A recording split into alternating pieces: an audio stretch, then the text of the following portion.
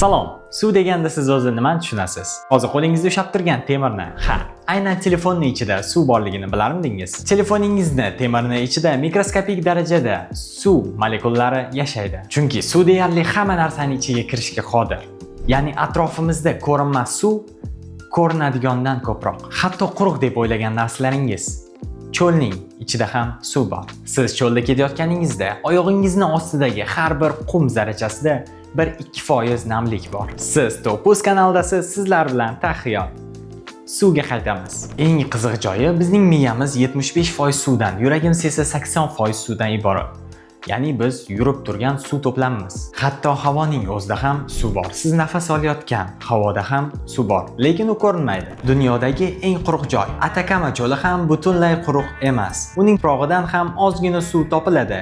Eng ajablanarlisi, quruq suv degan narsa ham bor. Ammo bu haqida sal keyinroq gaplashamiz. Suv shunchalik noyobki, u qattiqlashganda kengayadigan yagona moddalardan biridir.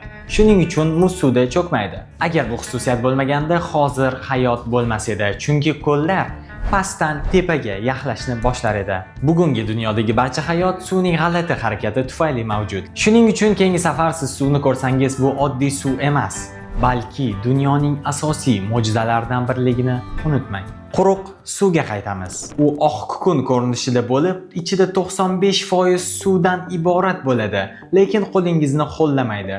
Uni nanotexnologiyalar bilan mayda kapsulaga bekitib qo'yishgan. Xullas, uni umuman suv deb o'ylamaysiz. Ajoyib emasmi? Bilasizmi, suv dunyodagi eng kaprizni moddalardan biri. O'zi shaffof, o'zi ta'msiz, o'zi hidsiz, o'zi rangsiz. Ammo baribir dunyodagi barcha narsa suvga bog'liq. Chunki dengiz bo'lmasa, bulut bo'lmaydi, bulut bo'lmasa, yomg'ir bo'lmaydi, yomg'ir bo'lmasa, ekin o'smaydi. Olimlar aytishicha, suv molekulasi shunchalik g'alati tuzilganki, u o'ziga o'zi tortiladi. Shuning uchun bir tomchi ikkinchi tomchiga yopishib oladi. Eng qiziq joyi, suv kosmosdan kelgan bo'lishi ham mumkin. Ya'ni suvning yoshi Yernikidan katta bo'lishi ehtimoli bor. Balki siz hozir 4,5 milliard yoshli suvni ichayotgandirsiz. O'ylab ko'ring. Suv issiq bo'lsa, qaynaydi, sovuq bo'lsa, muzlaydi. Agar juda ham sovuq bo'lsa, u mayda kristallarga aylanib, oynalarda naqshlar chizadi. Hatto suvning ichida xotira bor ham deydigan olimlar bor. Lekin bu tasdiqlanmagan. Agar suv rostdan ham eslab qolish qobiliyati bo'lganda, siz har safar choynakka suv quyganingizda bu suv yana shu bolami deb o'ylagan bo'lardi. Shu joygacha ko'rgan bo'lsangiz, like bosib, obuna bo'lishni unutmang. Bu bizga juda katta motivatsiya beradi. Va eng ajoyib jihati, suv bizni davolaydi. Ya'ni stol ustiga biz 2000 so'mga litrni sotib olgan suvning oldiga 20,000 so'mlik gazlik limonad qo'yib qo'yamiz. Aslida suv sodir bo'layotgan kinoning eng katta qahramoni. Biz esa tomoshabinmiz. Suvning yana bir qiziqarli xususiyati, u kimyoviy jihatdan H2O bo'lsa ham hech qachon toza H2O bo'lib yurmaydi. Har doim yonida biror narsa topib oladi. Minerallar, har xil changlar, kirlar va hokazo. Ya'ni suv aslida yolg'iz yasha olmaydigan ijtimoiy molekula. Hatto distillangan suv ham bir o'zi bo'lmaydi. Agar uni ochiq havoda qoldirsangiz, u havo bilan tez do'stlashib oladi. Yana bir qiziqarli fakt, suv issiqdan qochadi, sovuqdan ham qochadi. Faqatgina o'zini +4°C bo'yicha juda ham baxtli his qiladi. Bunga sabab suvning xususiyatlari. Olimlar bunga suvning zichlik maksimumi deb nom berishgan. Lekin eng hayratlanarlisi, suv havoga qaraganda tovushni 4 baravar tezroq uzatadi. Shuning uchun akvariumdagi baliqlar siz kirayotganingizni bilib, jim yurishadi. Suvning yana bir juda ham g'alati xususiyatlaridan biri fazalar orasida raqsga tushishi. Chunki suv bir vaqtning o'zida 3 ta holatda bo'lishi mumkin. Muz, suyuqlik va bug'. Buni faqat suv qila oladi. Suv bo'lmasa, biz faqat tashnalikdan emas, balki texnologiyalardan ham butluk uzilamiz. Chunki serverlar sovitilmaydi, shaharlar qizib ketadi. Hatto sizning TikTok videolaringiz ham yuklanmay qoladi. Suv nafaqat hayotni, balki internetni ham saqlab turadi. Shuning uchun har safar suv ichayotganingizda eslang, siz bir molekula ichyapsizki, u dinozavrlarning og'zidan ham ichilib o'tgan bo'lishi mumkin.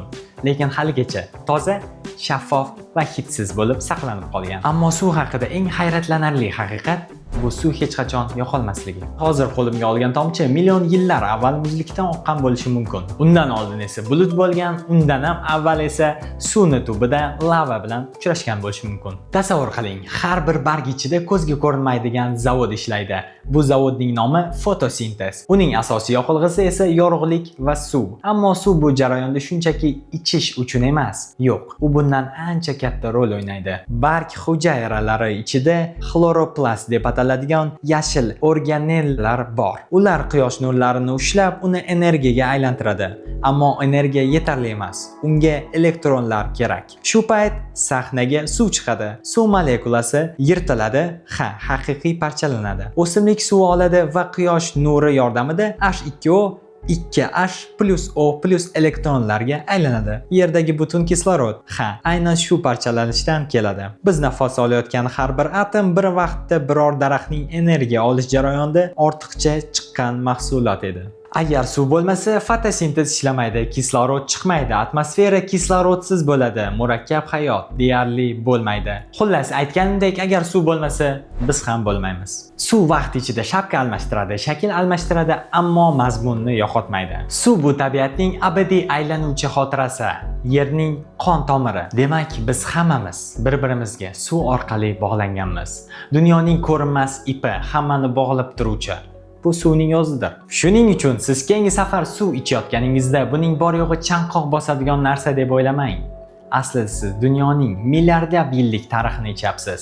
Hajmi o'lchanmaydigan hayot siklini ichyapsiz. Suv bu shunchaki ichimlik emas. Bu hayotimizning sirli mexanizmi, vaqtni va tabiatni bog'lab turuvchi eng qadimgi kuch. Va oxirida aytib o'taman, siz suvni qadrlamasangiz bo'ladi, ammo suv sizni qadrlamay qo'ysa, hikoya shu yerda tugaydi. Shuning uchun uni asrang, chunki suv hayot emas.